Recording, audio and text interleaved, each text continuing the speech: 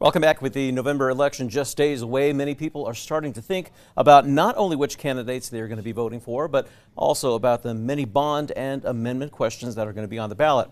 Who better to talk to about that election prep than Bernalillo County Clerk Linda Stover.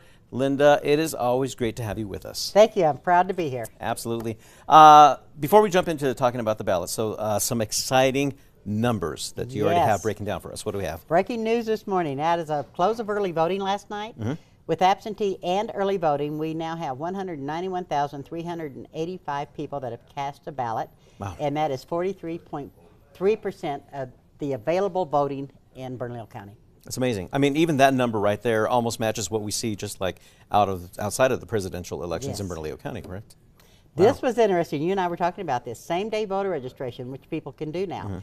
6,251 people have come in, registered, and voted. Wow. So that's exciting. It's incredible. And again, we know everything that we hear nationally about this particular election. But here in New Mexico, and more specifically in Bernalillo County, a lot of amendments and a lot of GO bonds that a lot of folks are going to need to read up on. You know, it's best to do that before you head to the polls. But a breakdown, what do we have?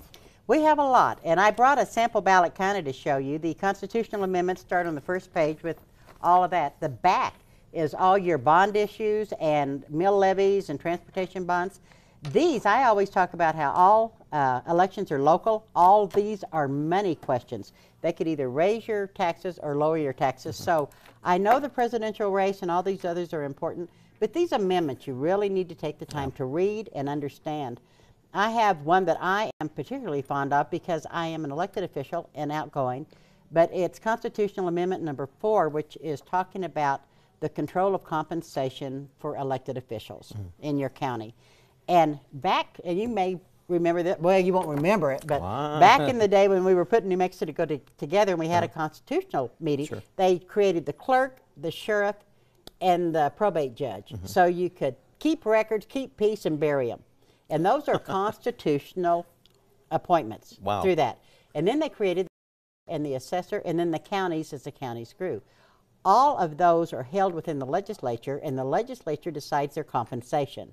What this amendment does, and I really, really agree with this and hope people will consider it, is take it away from the legislature and puts it into the county where the people are running and serving. Wow. Every year these counties have budget meetings and talk about what they're going to do and how they're going to spend their money. This should go into that too, because those people run and work for that county. So I'm hoping that amendment goes through.